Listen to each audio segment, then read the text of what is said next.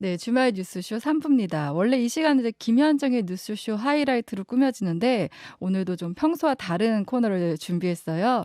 지난 3월 8일에 치러진 국민의힘 전당대회에 대해 이제 집중 분석하는 시간 가지려고 하는데 오늘 함께 해주실 분들 소개해 드릴게요. 경향신문 박순봉 기자, 그리고 오늘 특별히 국민의힘 바로세우기 대표 신인규 변호사, 그리고 이제 전 국회 입법조사처장이셨고 지금 이제 한성대 석좌 교수로 계시는 김만은 교수님 나오셨습니다. 안녕하세요. 네, 안녕하세요. 네, 안녕하세요. 다들 뭐 정치 고수이신 만큼 오늘 자리에 대한 기대가 큰데요. 그럼 이제 우리가 본격적으로 전당대회 얘기를 해볼게요. 그러니까 지금 당선 1년, 그리고 집권 2년 차 치러지는 만큼 대통령 권한이 가장 막강한 건 당연한 건데, 그래서 이 전당대회가 조금 대통령의 입김이나 이런 힘이 좀 더 좀 영향력이 있지 않았나 싶은데, 이번에 전당대회 총평을 좀 한마디씩 해주시면 좋을 것 같아요.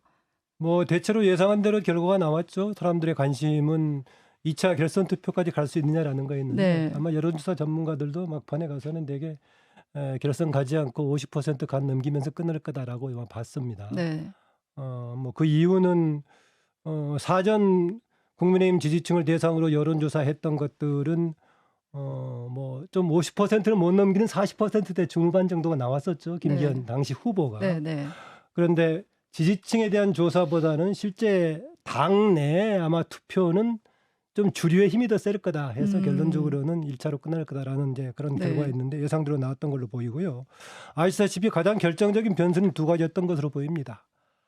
하나는 대통령실의 행보와 윤심이라는 거였고요.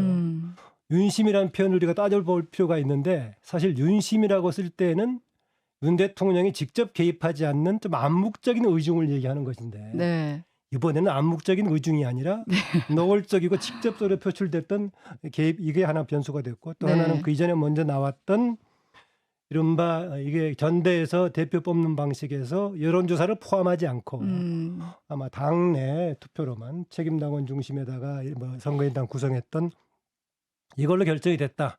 이 두 개의 변수가 지난해 아마 8월부터 국민의힘 차기 대표 후보군들에 대한 여론조사가 진행이 됐었는데 당시 4, 5, 6위에 뒤에 나왔던 현 김기현 대표가 대표가 되는 과정에 역동성을 보면은 네. 이 두 가지 변수가 출렁거리면서 마지막 1등까지 왔다라는 것이 바로 사실 그대로 증명해 준다라고 볼 수 네, 있겠습니다. 네. 어쨌든 김기현 후보가 사실 그렇게 인지도가 높은 후보는 아니었는데 대통령실의 지지로 이렇게 좀 결국엔 대표까지 됐다. 그리고 당내만 100% 투표도 변수가 됩니다. 왜냐하면은 당 외부가 비중이 작더라도 당 외부가 섞인다면은 기존처럼 30%든 아니면 더 줄여서 20%든 간에 여론조사가 들어가면은 뭔가 상황에 따른 역동성이 작동할 여지가 큽니다. 네. 당 내로 한정시켜 놓으니까 중간에 변수가 생기더라도 역동성이 좀 크지 않은 그런 상황이어서 두 가지가 아주 크게 작용했다라고 봅니다. 우리 신인규 변호사는 뭐 저는 이번에 뭐 최근에 보수 진영에서 뭐 진짜 보수냐 가짜 보수냐 뭐 이런 논쟁이 좀 시작이 되지 않았습니까? 네. 뭐 소위 말하는 저희 뭐 개혁 진영에서는 그런 얘기를 꺼낸 적이 없고 오히려 뭐 참칭 보수라는 오해를 받아서 피해를 본 입장인데 전 이번에 전당대회에 누군가 승리했겠죠. 근데 저는 그 승리한 분이 이것이 과연 진짜 승리냐? 저는 가짜 승리로 봅니다. 그 이유는 일단 당대표를 축출시키는 과정부터 정당하지 않았어요. 그리고 법원에서도 제동을 걸었습니다마는 룰을 바꿔서 네. 그 룰을 사실상 당원당규라고 하는 당의 근본되는 규범을 헌신짝 취급을 해버렸거든요. 그러니까 룰에 대한 신뢰와 기대를 다 꺾어버리면서 출발을 한 겁니다. 그럼에도 불구하고 기존에 정해져 있던 룰을 네. 또 바꿔서 또 어떤 유력 주자들의 출마를 막는다거나 또 바뀌어진 룰 상태에서도 본인들이 원하는 후보가 안 되다 보니까 또 후보를 주저앉히고 살아남은 마지막 후보까지도 공격을 집요하게 했습니다. 네. 그러다 막판에 드러난 것은 대통령실이라고 하는 최고 권력기관이 가장 정치적으로 중립을 요구받는 상황 속에서 행정관들이 개입한 것까지 지금 나온 상태거든요. 네. 그렇기 때문에 뭐 승리를 축하는 합니다마는 좀 상처뿐인 승리 아니냐 이런 생각이 들고 네. 그럼 결국 그 목적이 있었겠죠. 그 목적이라 하면 뭐 대통령의 국정 운영을 더 뒷받침하고 뭔가 당정 일체를 통해 가지고 뭔가 좀 효율적인 정책 집행 해보겠다는 거 아니겠습니까? 네. 근데 우리가 과거 역사를 돌이켜 보면 왜 집권 여당과 대통령이 거리를 두어야만 했는지 우리가 역사적으로 이미 다 알고 있고 결론이 끝난 논쟁이거든요. 네. 근데 이제 와서 다시 또 과거 제왕적 총재 시절로 지금 돌아가자는 주장이 힘을 얻고 있기 때문에 저는 역사의 도도한 흐름에 비추어 보면 그 실험은 저는 결코 성공하기는 매우 어렵다. 당권을 장악한 데에 대해서는 이익도 있겠지만은 저는 그로 인한 실패의 우려도 매우 더 커졌다. 저는 이렇게 평가합니다. 아주 신랄하게 비판을 해주셨는데 우리 박순봉 기자는 어떻게 보셨어요? 네, 저도 이게 사실은 이변은 없었잖아요. 그러니까 김기현 대표가 당시 후보가 당선이 될 거라는 데에 대해서는 대체적으로 좀 네. 예측이 일치했던 것 같고, 다만 이제 결선을 갈 거냐 말 거냐 그쵸. 이런 정도만 가지고 좀 의견이 엇갈렸던 것 같은데, 네. 뭐 결과적으로 어쨌든 뭐 결선이 없었는데 뭐 큰 흐름 자체는 이변이 없어서 딱히 뭐 짚을 건 없고, 근데 이제 다만 이제 일반적인 그러면 분석을 해보자면은 이제 역시나 뭐 윤심이 작용을 했다. 네. 이제 임기 1년밖에 안 된 대통령을 좀 지원해줘야 된다 이런 분위기가 컸던 것 같고요.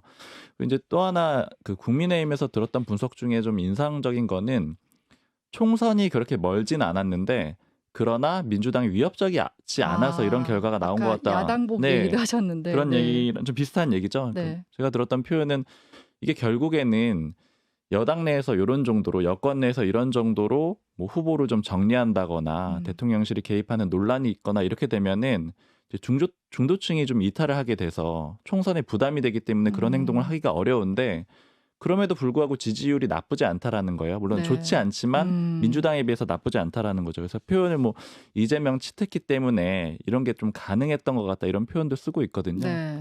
그런 것들도 좀 영향을 줘서 결과적으로 결선이 없었던 것 같습니다. 네, 박 기자하고 우리 신 전 대변인 지적했다시피 이게 개별적인 이제 대표가 된 성공 실패 여부도 있지만은 네. 이게 지금 국민의힘 차원에서 진로에 도움이 되는 쪽으로 끝났느냐, 더 넓게는 한국 정당 정치에 도움되는 방향으로 끝났느냐, 네. 좁게는 지금 모든 후보들이 국민의힘의 총선 승리를 약속하고 이번에 경선 과정에서 얘기를 했는데 그렇죠. 네. 이 결과가 총선 승리에 도움이 되는 쪽이 될 것인가, 이런 것은 좀 판단해 볼 여지가 있고 논란 여지가 있습니다. 네. 저는 한 말씀 드리자면은 참 서로 양 진영은 적대적 공생관계라고 우리가 부르는데 네, 서로 네. 야당복을 얘기합니다. 네. 각자 집권했을 때 야당복을 네. 누린다 하는데 참 대한민국 국민의 입장에서 보면요. 너무 박복한 겁니다. 그러니까 정치권이 그런 식으로 상대의 못하기로서 이익을 얻는 구조가 자꾸 고착화되다 보니까 국민들은 좀 복이 없는 거 아니냐 네, 이런 네. 생각이 들 수밖에 없고, 저는 오늘 나온 여론조사들도 이렇게 보면은 사실 지금 중도 내지는 서울 네. 수도권 민심은 굉장히 안 좋거든요. 그래서 전 이것이 집권 여당에는 큰 도움이 장기적으로 안 될 것이다. 전 그렇게 예상을 합니다. 네, 안 그래도 여론조사에서 지난해 1년 전과 이때 무당층 비율을 비교하니까 2배 정도 늘은 걸로 나오더라고요. 그만큼 어떻게 보면 정치 혐오가 지금 더 늘어난 상황인 것 같아요. 그리고 이제 저희가 또 짚어볼 게 안철수 의원의 이제 향후 좀 정치 행보에 대해서 좀 얘기를 해보려고 하는데, 안철수 의원이 얻은 비율이 23.4%. 그러니까 이걸 두고는 안철수 후보의 인지도에 비해서는 좀 약하지 않았나 이런 얘기가 나와요. 좀 어떻게 보세요? 안철수 의원, 안철수 전 후보가 한때 1위를 좀 하기도 했었죠. 네. 그런데 안철수 의원의 특징이 모든 경쟁 과정에서 한 번씩은 1등을 한단 말이죠. 맨 처음 2011년에 등장했을 때는 압도적인 1위를 냈었고요. 네. 박원순 전 시장한테 넘겨줬을 때. 네. 이후에 그 문재인 후보하고 경선 과정에서 잠깐 3월 초에 1등한 적도 있었고요. 뭐 지난번 대선 과정에서 1등 했다가 다시 오세훈 후보한테 넘겨준 이런 과정이 있었습니다. 그런데 왜 이게 유지가 안 됐냐를 봤을 때 구체적인 정확한 지지 기반이 없는 상태에서의 지지였기 때문에 조금 이게 유동성이 있는 지지다. 그래서 만약에 떠 있는 지지여서 그 떠 있는 지지가 한참 올랐을 때 가져간다면은 본인의 것이 될 수 있는데 조금 거품처럼 떠 있는 것이 있어가지고 그걸 잡지 못하면 한계가 있다라는 겁니다. 더구나 그 아까 똑같은 얘기입니다만은 일반 국민들의 여론이 좀 역동적으로 작동하는 그런 그 선거인단이면 모르겠지만은 당내로 한정이 돼 있기 때문에 중간에 나왔던 변수들이 작동하기가 쉽지 않았다. 가장 결정적인 것은 구체적인 정확한 지지 기반이 없는, 더구나 이것이 강화된 것이 국민의힘 쪽에 가세한 지가 얼마 안 됐지 않습니까? 그런 상태에서 조금 뭔가 떠 있는 상태에서 지지라는 것이 경우에 따라서 한계가 있을 수 있고 이번에도 과거에 그랬다시피 또 반복된 것 같다. 좀 안타깝습니다. 맞습니다. 윤석열 대통령 당선 1년 됐다고 했지만 어떻게 보면 안철수 의원이 입당한 지도 이제 1년이 된 거잖아요. 그렇다 보니까 지지 기반이 없었고. 근데 저희가 이제 뉴스쇼 하이라이트에서도 얘기했던 게 안철수 의원이 늘 이렇게 뒷심이 좀 부족하다 이런 얘기를 했었잖아요. 이번에도 이제 그게 좀 드러난 게 아닌가 싶어요. 근데 사실 저는 뭐 이제 뒷심 평가도 같이 있는데 저는 사실은 처음부터 1위 주자는 아니었거든요. 원래 그런 점을 좀 주목해 봐야 된다라고 생각을 하는 게 맨 처음에 원래는 이제 민심이 30% 포함되도록 그렇게 당 룰이 되어 있었잖아요. 근데 그걸 당원 100%로 바꾼 건데 처음에 민심 30%가 반영돼 있을 때는 그때 여론조사에서 1위 주자는 유승민 전 의원이었죠. 물론 이제 국민 여론조사 대상이었긴 하지만 근데 유승민 전 의원이 이제 당원 100%로 바뀌면서 이탈을 하게 됐고 그 다음 주자는 나경원 전 의원이었어요. 근데 나경원 전 의원도 어찌됐든 간에 여러 가지 압박 때문에 물러나게 됐고 그 다음에 이제 올라섰던 게 안철수 의원이었거든요. 그러니까 이런 과정들을 보자면은 원래 국민의힘 내부에서 이제 외부에서 왔던 인물이고 내부에서 그렇게 입지가 좋지 않다라는 상황은 있었던 거예요. 그런 상황에서 사실 본인의 역량이라기보다는 후보들이 정리되는 이런 과정을 통해서 1위가 됐던 거고 그 다음에 그 힘이 다시 빠지게 되는 그런 결과였기 때문에 물론 이제 뒷심은 뭐 여러 가지 지목은 해볼 수가 있을 것 같아요. 예를 들어 포지션이 뭐 좀 애매했었다, 좀 뒤늦게 뭐 반윤 색채를 드러냈다 이런 것도 지적을 할 수가 있겠지만 또 안철수 의원 입장에서는 완전히 천하람 후보 라인을 가기도 좀 어려웠을 거고 그렇다고 친윤 라인으로 가기에는 그건 받아들여주지를 않는 상황이었잖아요.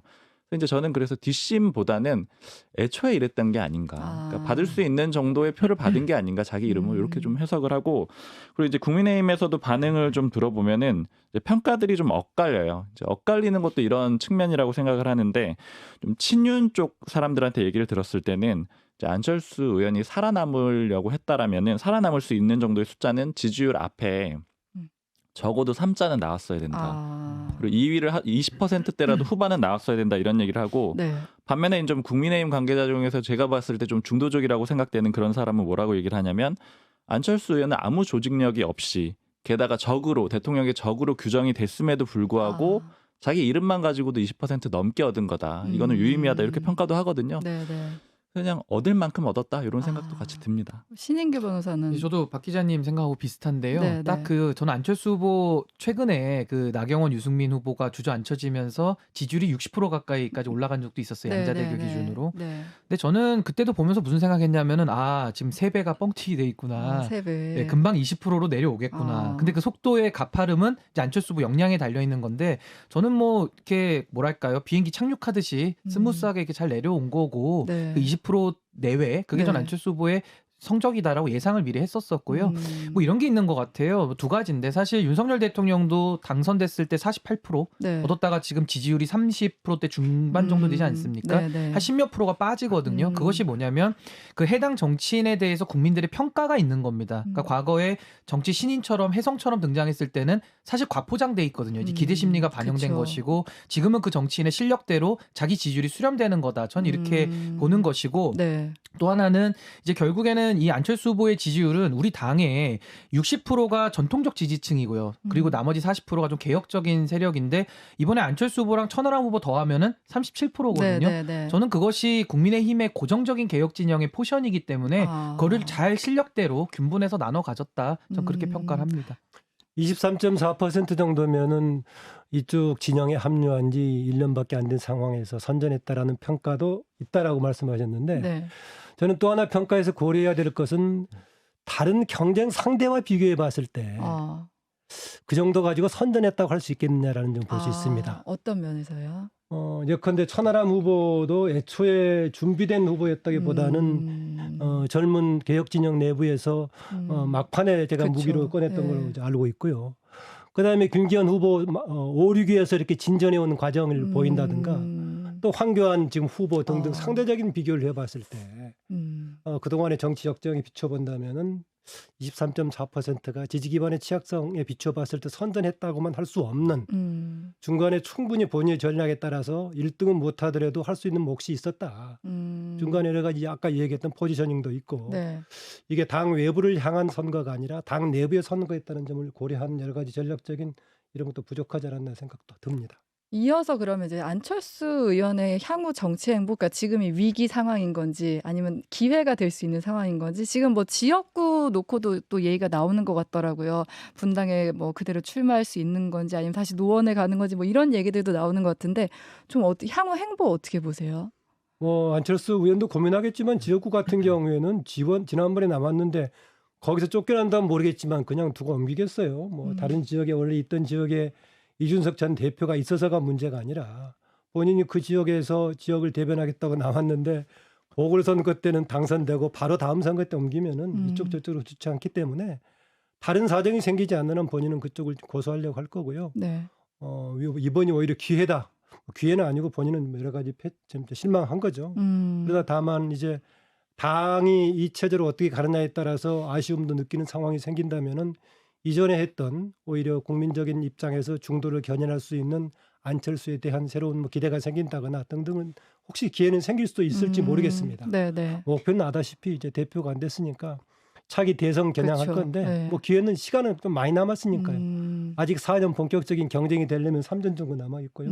일단은 다음 총선 국면에서 어떤 역할을 할 것인가 이 정도가 변수가 되겠습니다. 네. 저는 안철수 후보의 공간은 사실상 끝났다라고 저는 생각을 합니다. 네. 왜냐하면 23%라는 뭐 그 성적을 유의미하게 볼 수도 있지만은 사실 이 성적표 가지고서는 새를 모으기가 어려운 것이 네. 소위 말하면 국민의힘 안에 있는 개혁 진영에 그러면 누가 더 우위했을 것이냐인데 이준석 대표 쪽이냐 아니면 안철수 의원 쪽이냐라고 봤을 때 사실 이준석 대표 쪽에서 더 장기적으로는 그 포션을 가지고 갈 수밖에 없어요. 그래서 또 하나는 윤석열 대통령과 단일화를 통해서 들어왔기 때문에 지금 그 신뢰관계마저 끊어졌기 때문에 안철수 후보는 우회전도 할 수 없고 좌회전도 할 수 없는 굉장히 지금 애매모호한 위치에 되어 있다. 네네. 게다가 지금 총선에서는 자기 세력을 뭐 키우기는커녕 본인의 지금 거취조차도 불확실해졌기 때문에 저는 안철수 후보가 국민의힘 안에서 더 선전하기에는 매우 어려워졌다. 그게 현실이다 저는 이렇게 봅니다. 네. 안철수 의원 쪽에 이제 그제 물어봤더니 네. 이제 바로 다음 주부터 그러니까 당원들 만나기 위해서 움직일 거라고 하더라고요. 네네. 어쨌든 안철수 의원은 당내에서 좀 한계를 확인을 한 거잖아요. 그러니까 그러다 보니까는 결국 당원들을 다시 확보해야 되겠다 이런 식으로 움직일 수밖에 없는 그런 상황이 된 것 같고요. 네네.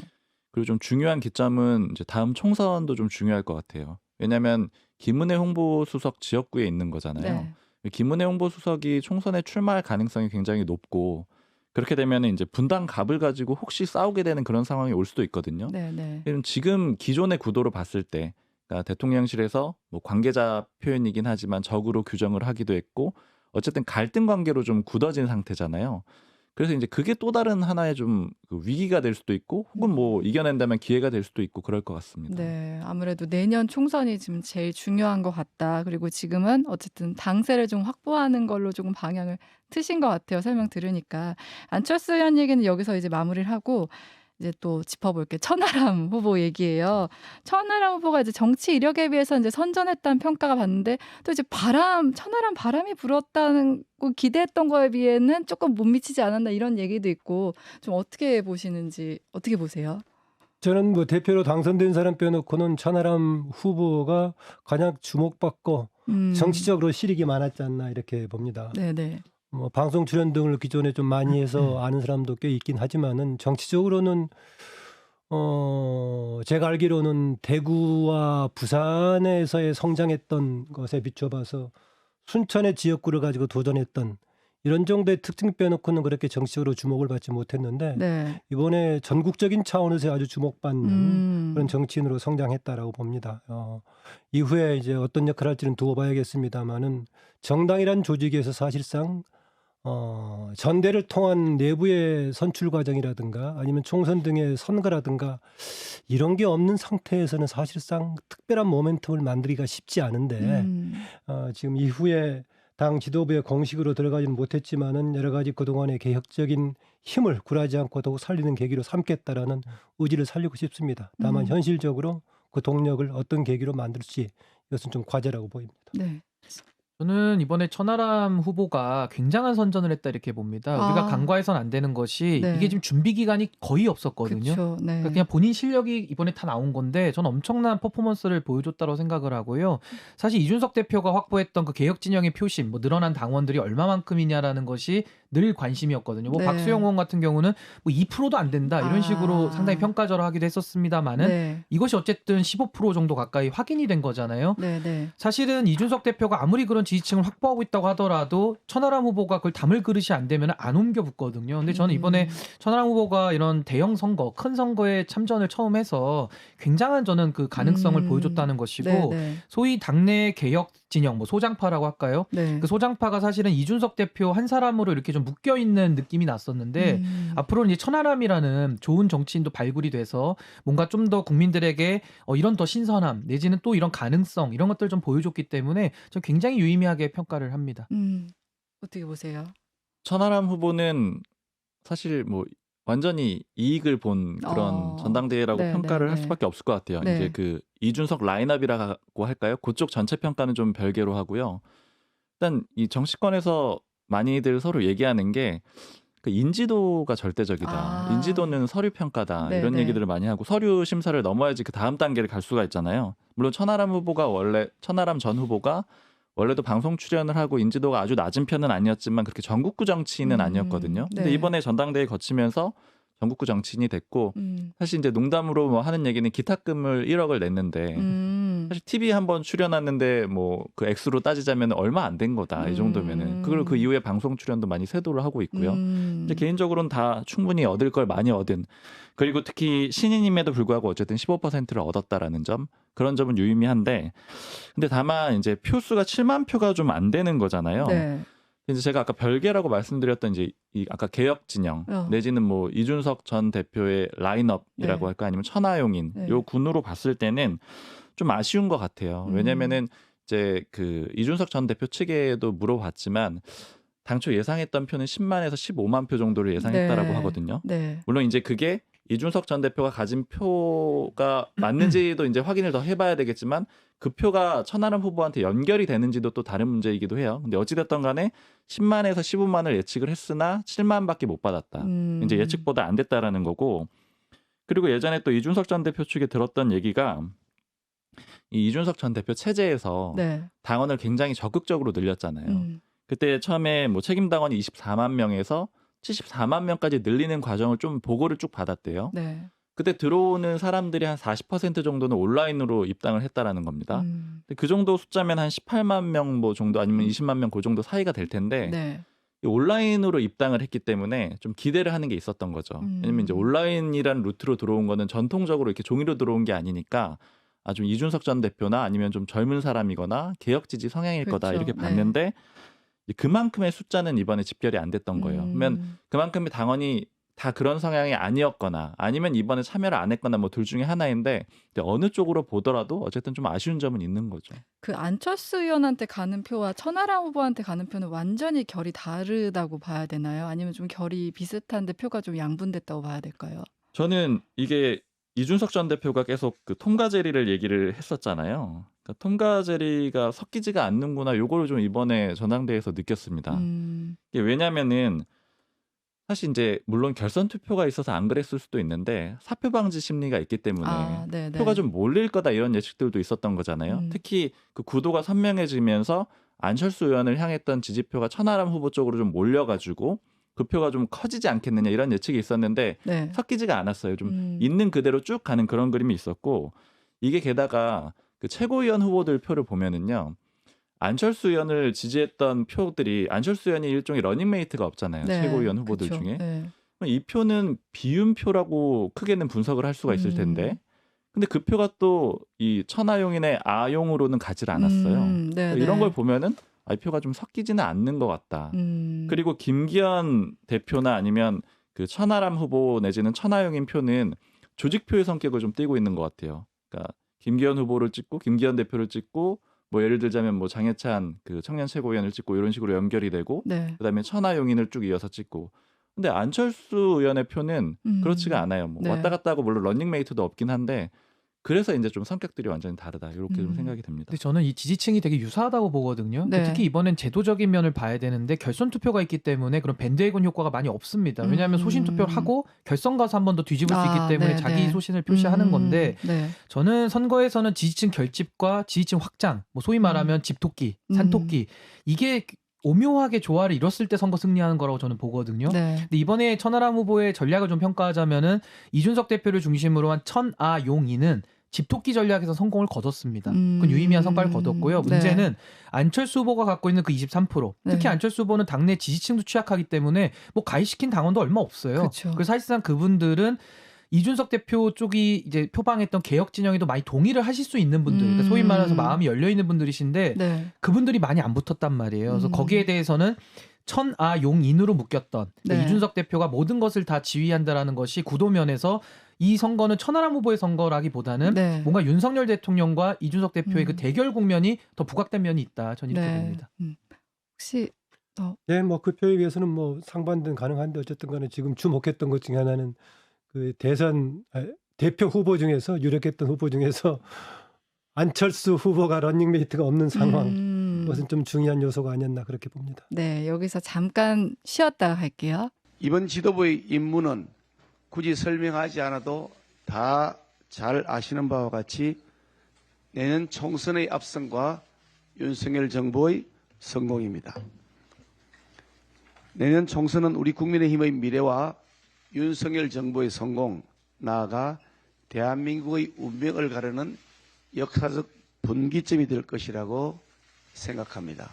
대한민국의 미래를 만들기 위해 당장 시급한 과제인 노동개혁 문제부터 해결하고 이어서 연금개혁, 교육개혁과 같은 국가적 과제도 차근차근 잘 해결해 나가야 할 것입니다. 윤석열 정부가 강제징용 피해자 문제에 대한 해결 방안을 내놨습니다. 예전에 민주당 쪽에서 내놨던 방안과 큰 틀을 같이 하는 것이고 미래지향적 한일 관계를 위해 내린 결단입니다. 사실 일본에 의한 강제징용 피해자 배상 문제는 문재인 정권이 더욱 꼬이게 한 측면이 있습니다. 문재인 정권, 민주당 정권은 국익과 미래를 생각하지 않고 오직 당리당략과 과거에만 연연하는 좁쌀 같은 근시안으로 일관했습니다. 과거는 바꿀 수 없지만 미래는 바꿀 수 있습니다.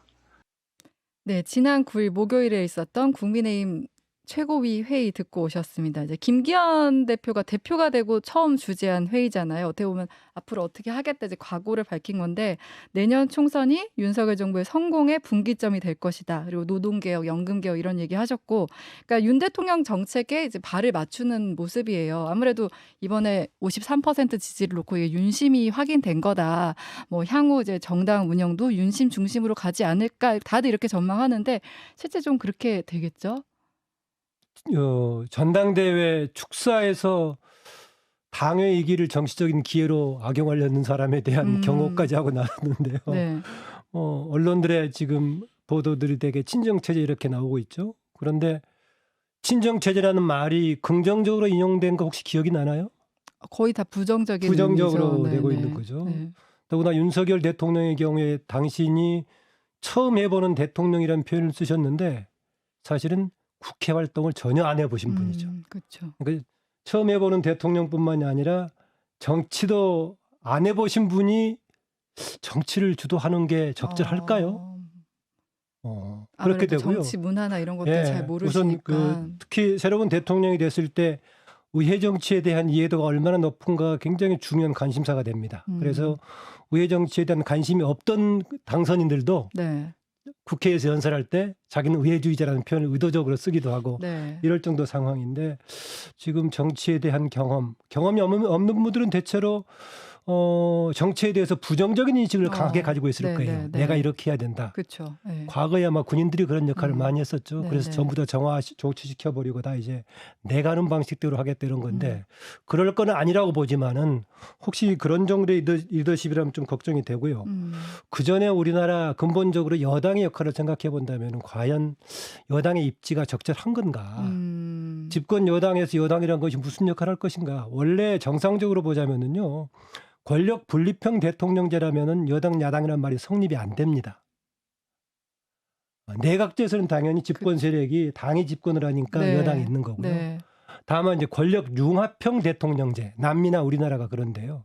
권력 분립형 대통령제인 미국의 경우에는 현재 바이든이 속한 민주당을 두고 여당이라고 안 합니다. 국회에서는 어느 쪽이 다수당인가 소수당인가만 따집니다. 아. 그래서 우리나라 같은 여소야대 개념이 없는 거죠. 그래서 만약에 여소야대 형태가 되면은 분점 정부, 국회가 장악한 권력하고 대통령이 장악한 권력이 다르다. 서로 나눠서 이제 점하고 있다. 이런 표현을 네, 쓰는데 네. 그래서 우리나라 근본적으로 문제가 있는데 거기에 더 친정 체제를 하겠다 이런 것은 조금 더 바람직한 방향은 아니라고 보고요. 그랬을 때 우리가 그나마 대통령제인데 여당의 역할은 무엇일까라고 보다면은 네. 아무래도 과거의 청와대, 현재는 용산 대통령실보다는 국회가 그래도 국민 여론을 더 많이 수렴할 수 있다.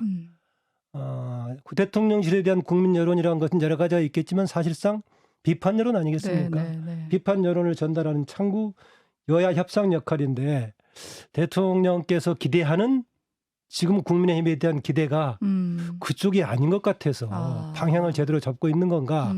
이거는 결국은 총선 승리라고 얘기하는 데 도움이 될 것인가? 네. 크게 얘기하면은 윤석열 정부의 지지도를 높이는 데 도움이 될 것인가? 한번 고민해 볼 지점이 아닌가 그렇습니다. 그러니까 원래 대통령제 국가는 의회가 대통령을 견제해야 되는데 지금 우리나라 정치 지형이나 이런 거는 전혀 그런 분위기가 아니다. 지금은 친정체제가 아니더라도 뭐 오랫동안 정치부 기자를 했으니까 아시겠지만은 여당을 두고 과거에 청와대 때는 청와대 출장소, 뭐 지금 대통령실이니까 명칭이 어떻게 하면 모르겠는데 그게 문제가 되니까 그것을 극복하자는 얘기 아니었겠어요? 네, 네, 아니었겠는데 그거를 더 강화하자는 쪽으로 얘기하니까 이게 어떻게 될지 조금 주목되는 부분이긴 합니다. 아, 우리 신인규 변호사는 뭐 저도 우리 김 박사님 말씀하신 그 행정부와 입법부의 관계, 그건 뭐 네. 헌법적으로 다 맞는 말씀이시고 사실 행정국가라는 경향성 때문에 행정부가 굉장히 비대해지고 있거든요. 권력도 세지고 있습니다. 근데 네. 거기에 대해서 유일하게 행정부를 감시 견제하는 입법부, 입법부의 기능이 지금 거의 뭐 대통령실 종속 관계로 지금 가고 있기 때문에 네. 저는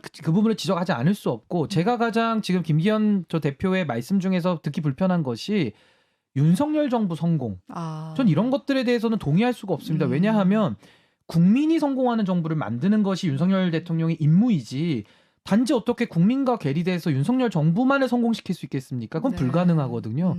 그래서 저는 친윤석열을 할 게 아니라 여당 정치인들도 친국민을 해야 된다. 네. 국민 목소리 편에서 여당의 역할을 하셔야지 지금은 거꾸로 돼 있지 않습니까? 네, 그게 좀 네. 불편한 것이고 또 하나는 지금 뭐 노동연금 교육개혁 얘기하지만은 거기에 대해서 정부가 안을 잘 못 내놓고 있잖아요.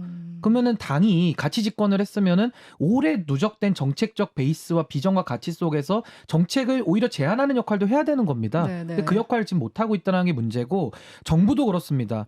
윤석열 대통령께서 정치 경험이 적으셨기 때문에 오히려 그것을 메리트로 지금 대통령이 되신 거 아니겠어요? 오히려 신선하다 이래서. 네, 네. 그런데 지금 딱 그 1년 동안을 돌이켜 보면은 대결적인 거 그리고 수사하는 거 이거 말고는 지금 그 노동과 교육과 이런 쪽에서 더 나온 게 없어요. 네. 근데 아무리 생각해도 대결하고 그런 뭐 싸우고 수사하고 이것도 필요한 건 해야 되지만 그것만 갖고 개혁이 되진 않습니다.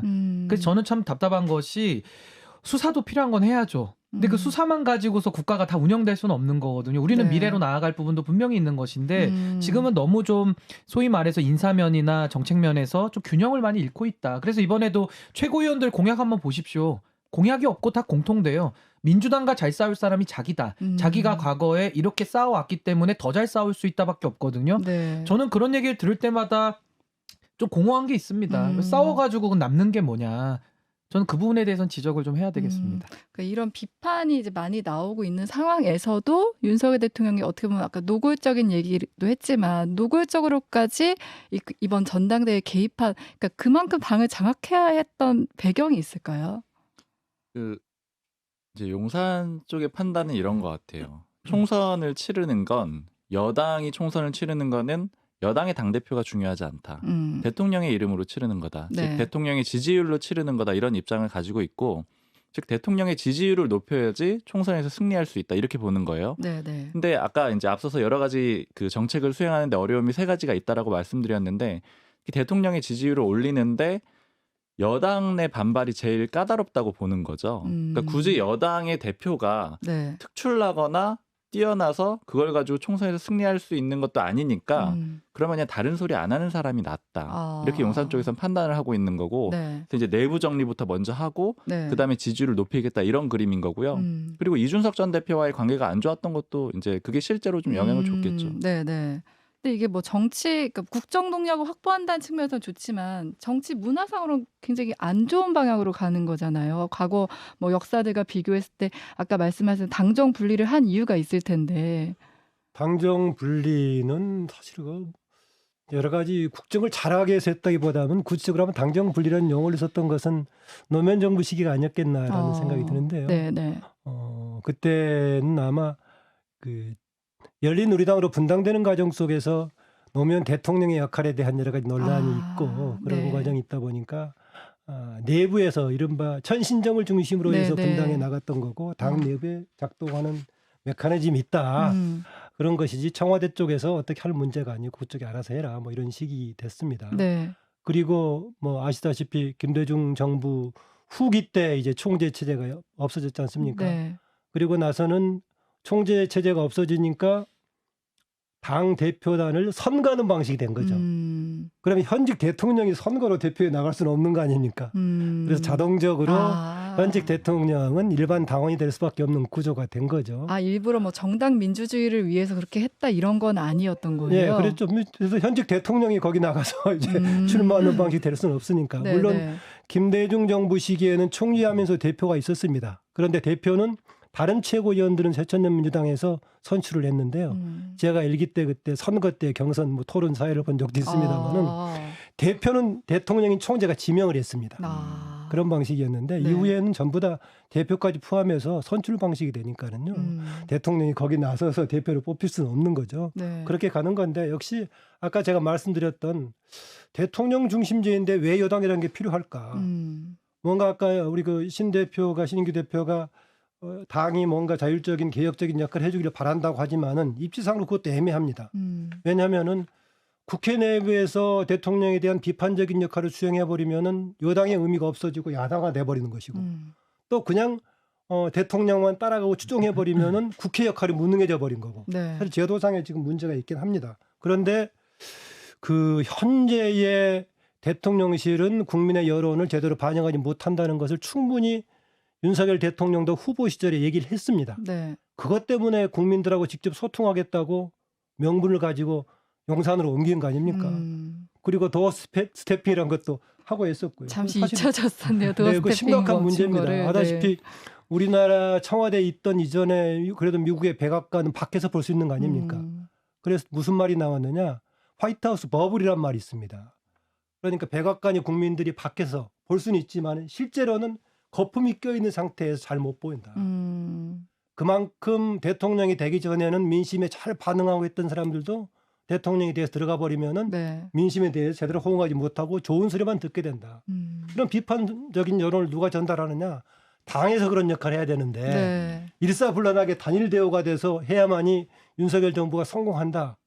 이런 시각은 오히려 성공하는 데 좀 도움이 안 될 것 같은 느낌이 들어서 네. 윤석열 대통령이 후보 시절에 청와대가 고립됐던 그 이유에 대한 본인의 반성을 다시 한번 펼쳐보기를 좀 주문하고 싶습니다. 근데 제가 이렇게 말씀드릴게요. 아까 그 총선 설명해 주셨는데 네. 당연히 총선을 이겨야죠. 근데 이기려면은 뭐 대통령 지지율 갖고 치르든 여당 지지율 갖고 치르든 상관없습니다. 이제 이기면 되는 건데 문제는 국민 민심과 동떨어진 당의 마음을 네. 국민들은 설득이 안 되는 겁니다. 뭐 국회의원 선거할 때 당원들만 투표하는 게 아니잖아요. 그러니까 네. 저도 지금 당내에서 좀 소수 의견을 말하고 있는데 이건 뭐 누구 인물을 위해서 하는 것이 아니고요. 네. 당이 민심과 괴리되면 내부에서도 지적을 해야 됩니다. 우리가 민주당을 비판했을 당시에 돌이켜 보시면 네. 청와대 출장소란 얘기 저희 입으로도 했어요. 네, 네. 그리고 당시에도 문재인 대통령 잘못하는데 정부 여당이 입 닫고 있지 않았습니까? 그러다가 이제 정권을 내주기까지 된 겁니다. 그러니까 저희는 건강한 당을 만들어서 정부를 건강하게 민심 속으로 가고자 하는데 이번에 전당대회 보십시오.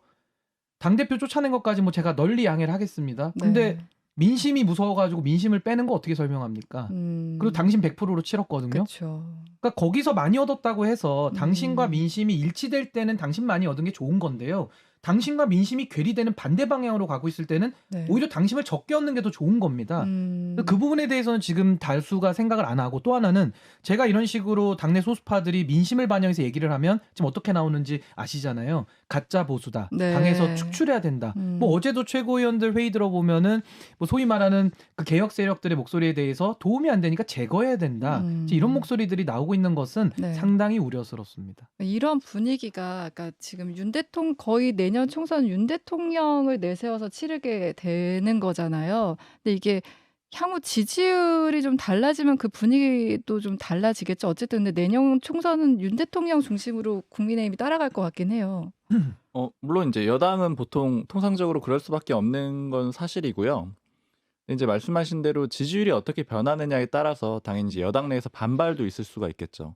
근데 이제 제가 생각했을 때는 여러 가지 분열의 지점은 있는 게, 일단 첫 번째는 기본적으로 아까 김만음 교수님이 얘기를 해주셨지만, 기본적으로 윤석열 대통령이 외부에서 왔고 네. 여의도 정치에 대한 불신을 가지고 있다라는 건 어느 정도 좀 알려져 있는 사실이잖아요. 네. 그래서 실제 이제 공천 시즌이 됐을 때 윤 대통령이 만약에 어쨌든 힘을 좀 발휘한다면, 아니면 우회적으로 이제 친윤 그룹이 발휘를 한다라고 했을 때, 기존의 친윤 그룹들은 또 정치권 인사들이거든요. 여의도 인사들이죠. 그러니까 내부적으로도 예를 들자면 일부 숙청이 될 수가 있다. 그러니까 대표적으로 그때 이제 연판장에 뭐 50명 정도 이렇게 나경원 전 의원을 물러나게 할 때 그 이름을 올렸을 때 국민의힘에서 나왔던 얘기가, 그럼 저기 초선 의원들 이름 올린 사람들 중에 몇 명이 공천을 받겠느냐. 왜냐면 그 사람들이 다 공천을 보장받을 수가 없거든요. 근데 예를 들어 나는 친윤으로서 열심히 활동을 했어요. 아니면 윤 대통령을 위해서 열심히 활동을 했어요. 그랬는데 실제 공천 과정에서는 배제가 된다. 그러면 현역 의원들의 집단 반발이 있을 수밖에 없는 그런 상황이 한 가지가 있고요. 네. 그리고 또 그 과정에서 여의도 정치를 대체할 다른 인물들을 보낼 거 아니에요. 뭐 예를 들자면 뭐 검사 출신이 될 네. 수도 있고, 뭐 법조계가 될 수도 있고, 아니면 하여튼 제3의 인물들이 될 수도 있는데, 이것도 또 하나의 갈등 지점이 될 겁니다. 그러니까 당정 일체라고 했는데 어느 순간에는 또 당을 그 용산에서 여의도를 이제 좀 이렇게 치는 이런 그림이 나올 수도 있는 거거든요. 네. 네. 그러니까 이런 상황이 되면 또 이제 아까 말씀하신 개혁 진영도 또 하나의 축이 되면서 이렇게 붙을 수도 있고, 뭐 여러 가지 좀 분열과 또 이제 이합 집산 이런 것들이 이루어질 수 있을 것 같아요. 박 기자가 그나마 지금 상황에서 총선을 가는데 국민의힘이 조금 헤쳐나갈 좀 고리를 잘 지적해 준 것 같은데, 네. 네. 지금 그 이른바 윤핵관이라고 했던 당에서의 대통령 힘을 빌려서 힘을 썼던 사람들도 네. 총선에서 긍정적인 역할을 하려면은 과거의 김대중 정부 때 동교대야 우리들은 참여하지 않겠다라고 집단으로 선언했던 것처럼 네. 윤석열 대통령의 진정한 성공을 위해서 우리가 권력을 누리는 것은 아니다라는 것을 전면에서 네. 혹시 보여주는 그런 것도 가능할지, 물론 뭐 이것은 모르겠는데요. 그리고 또 지적했다시피 그 자리를 대체시키는 것이 역시 또 검사 출신으로 대체시킨다면 하는 것이 무의미해지는 상황인데, 네. 이른바 널리 새롭게 인재를 구하는 이것이 좀 필요하지 않는가라는 생각이 듭니다. 네. 하다시피 윤석열 대통령은 검찰 부분에서만 100% 생활하다가, 그러니까 주변에 그런 자원밖에 없는 데다가 이번에 당에 새롭게 가담했는데 당의 인적 자원들은 모두 알고 있지 못하죠. 측근이라고 했던 윤핵관 내지 그 부근 사람들만 알고 있는 사람들인데, 네. 과연 이후에 본인이 총선까지도 많이 적극적으로 개입한다면은 그 정도를 보는 정도 정치권에 대한 그 정보가 있을까라는 생각이 듭니다. 왜냐하면은 정치권이 아니라 지금 정부 요직을 임명하는 데 있어서도 대통령이 충분히 이런 자리는 조금 더 기본적으로 이쪽 전문가들 얘기 들으면은 적절한 인물이 아닌 것 같은데도 그냥 임명하는 것은 네. 특별하게 그 사람을 해주기 위해서 했을 수도 있지만은 그 세계에 대한 기본적인 정보가 좀 부족하지 않나 생각이 들었습니다. 네. 그 점에서는 이후에 만약에 국회 쪽 정당 쪽에 윤석열 대통령이 조금 더 적극적으로 개입하려고 한다면은 근본적인 시각 개선도 필요하다는 생각이 듭니다. 저는 윤석열 대통령 지지했던 국민들의 마음을 돌이켜 보면 네. 공정과 상식에 다 열광했던 거 아닙니까? 그쵸, 네. 그래서 가장 정치권에 빚이 없는 대통령을 만든 겁니다. 네. 그랬다면은 윤석열 대통령께서 정말 빚이 없으니까 국민의 시각에서 널리 인재를 구하고 균형 있게 해서 공정과 상식을 정말 이루셨다면은 지금 지지율 막 7, 80% 나올걸요? 근데 오히려 빚이 없다 보니까 자기 측근들을 내세우기 위해서 기존에 있던 사람들까지 다 지금 뭐 소위 말해서 청산하겠다, 지금 이런 우려가 좀 있는 거 아니겠습니까? 네. 저는 과거에도 군부 독재 시절에도 그 하나회라는 그룹이 있었고 또 그 이후에도 어떤 뭐 개파 이래가지고 뭐 친이 친박도 마찬가지고요. 뭐 네. 하나회랑 본질이 다를 게 뭐 있습니까? 그냥 한 음. 패거리가 모든 걸 다 장악하면은 그게 이제 개파되지 않겠습니까? 네. 근데 지금은 이제 검사 개파로 그것이 이제 가지 않을까라는 우려인데 네. 이것은 빚이 없는 대통령을 만든 국민들의 뜻과는 정말 동떨어진 반대 행보다 저는 이렇게 봅니다. 어떻게 보면 정치 이력이 없다는 게 신선하기도 했지만 또 지금에 와서는 좀 다른 방향으로 영향을 주는 것 같다 이런 얘기신 것 같은데 이제 김기현 대표 앞에 놓인 과제가 많습니다. 지금 어쨌든 여소야대 상황이잖아요. 대야 관계. 그러니까 지금 어떻게 보면 윤석열 대 이재명의 구도가 대선이 끝났는데도 계속 가는 느낌이에요. 근데 김기현 대표가 당선되면서 이 여야 관계가 또 어떻게 될지도 좀 궁금한데 죄송해요. 궁금한데 여기서 김기현 대표 그 영상 하나 보고 오실게요. 대야 관계에서의 주도권을 정하게 나가도록 하겠습니다. 좀 전에 이재명 대표 언제 만날 것이냐 말씀 주셨는데 내일도 당장 우리 당 여건과 민주당 여건이 서로 맞아야 되는 것이기 때문에 일정이 가능하다면 최대한 빠른 시일 내에 이재명 대표를 포함한 여러 야당의 지도부도 찾아뵙고 의견을 구하고 여야 협치 속에서 국민들의 민생을 살리기 위한 과제를 해결해 나가는 데 노력하도록 하겠습니다. 네, 김기현 대표 영상 보고 오셨습니다. 대여 관계, 대야 관계, 여야 관계 해소하는 데 노력하겠다 하셨는데 좀 어떻게 전망하세요? 뭐 일단 당정 관계는 본인이 뭐 대통령을 충실하게 보좌하겠다는 식으로 얘기했는데 그런 기조로 갈 것 같은 느낌이 듭니다.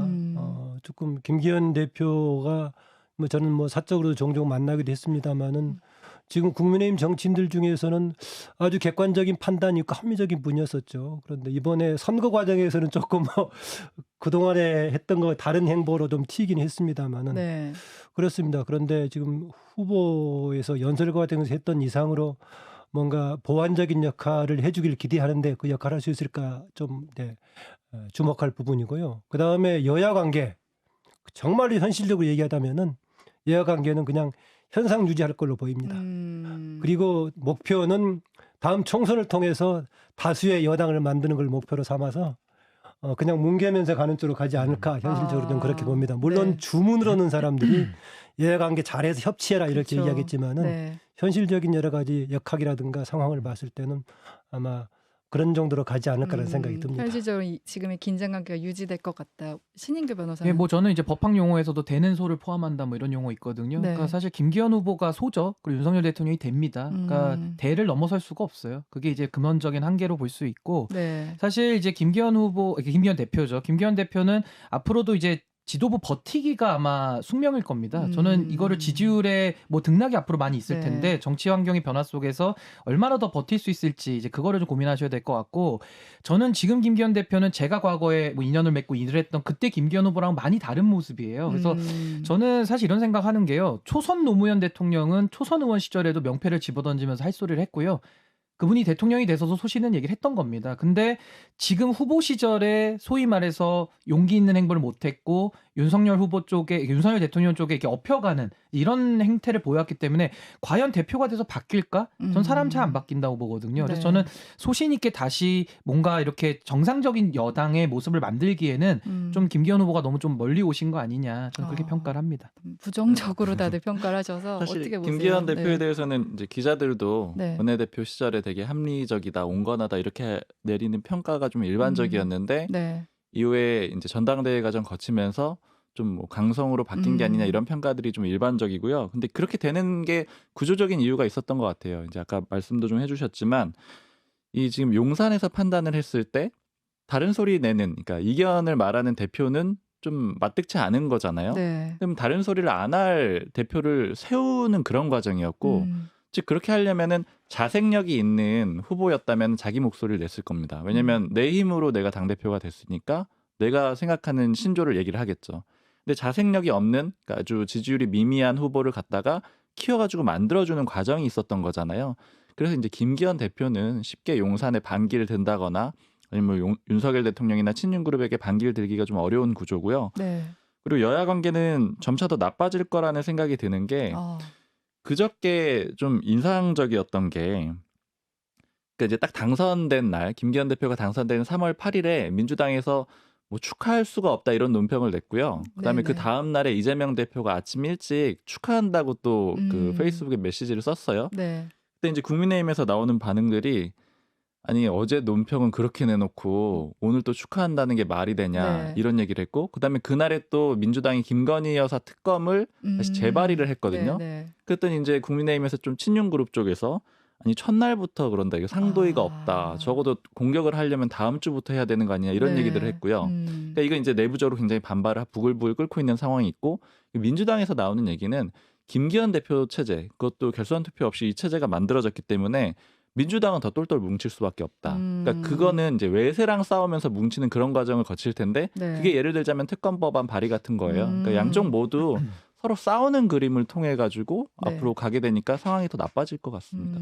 세 분 말씀 종합하면은 여야 관계는 계속 좀 팽팽하게 맞서겠다 이런 생각이 정리하면 드네요. 여당 네. 야당 다 야당복이 있는 거고요. 국민이 네. 지금 박복한 거 아니냐. 좀 이렇게 정리할 수가 네. 있을 것 같습니다. 뭐 단기적으로는 혹시 민주당의 지도 체제 변동 가능성이 전혀 없다고는 볼 수 없겠죠. 상황에 따라서 네, 네. 그게 혹시 이제 다른 변수가 될 수도 있겠습니다. 네. 저희가 이제 프로그램 마쳐야 되는데 혹시 마지막으로 한 마디씩 하실 말씀 있으실까요? 뭐 어쨌든 간에 현재는 대통령제이기 때문에 여당의 행보는 윤석열 대통령의 역할이 아주 중요합니다. 네. 윤석열 대통령은 과감성, 과단성 이것은 장점으로 보이는데요. 네. 그런데 국정 운영을 과단성만 가지고 할 수 있는 것은 아니죠. 특히 조심해야 될 게 권력자는 권력에 대한 절제, 겸손 같은 게 필요합니다. 어느 신문에서 칼럼을 뭐라고 했더냐면은 강속구는 변하고도 동반했을 때 통한다 이런 얘기를 누가 썼던데 참 적절한 비유였던 것 같습니다. 대통령한테 특히 최고의 권력자는 절제와 겸손이라는 것을 염두에 둬야 할 것 같고요. 네. 그런데 권력의 속성상 그것을 스스로 하기가 쉽지 않습니다. 그랬을 때 할 수 있는 것은 결국은 언론과 야당인데 야당이 지금 무력화되어 있는 상황이고 언론이 그 역할을 좀 충실히 해주기를 주문합니다. 네. 저는 대통령께서 남은 4년이라도 그 당선됐을 때의 초심으로 좀 돌아가서 하시면은 뭐 반전의 가능성이 있다고 보고요. 네. 저는 이 집권 여당의 문제가 더 심각하다고 보는데 여당에 소속된 우리 국회의원들이 다 헌법기관 아니겠습니까? 헌법 46조의 2항에 보면요. 국회의원은 국가 이익을 우선해서 양심에 따라 직무를 행한다고 돼 있으니까 국가 이익과 양심의 소리에 좀 귀를 기울이시면 잘 해결이 될 것 같습니다. 네. 오늘 오늘 말씀 평가할 건 없습니다. 네. 저는. 오늘 말씀 정리하면은 그러니까 윤석열 대통령한테 어쨌든 당원들이 기회를 준 거잖아요. 이번에 그럼 우리가 밀어줄 테니 잘 해봐라 이건데 물론 장점일 수도 있지만 너무 일방통행식으로 가면은 결국 외면받게 될 거다. 그 사이에서 이제 당의 역할이 지금 매우 중요하다. 이렇게 정리를 하면 될까요? 네. 오늘 저희 뉴스쇼 하이라이트 대신 준비한 국민의힘 전당대회 분석은 오늘은 여기서 마무리할게요. 오늘 세 분 나와주셔서 감사합니다. 고맙습니다. 네, 수고하셨습니다. 감사합니다. 감사합니다.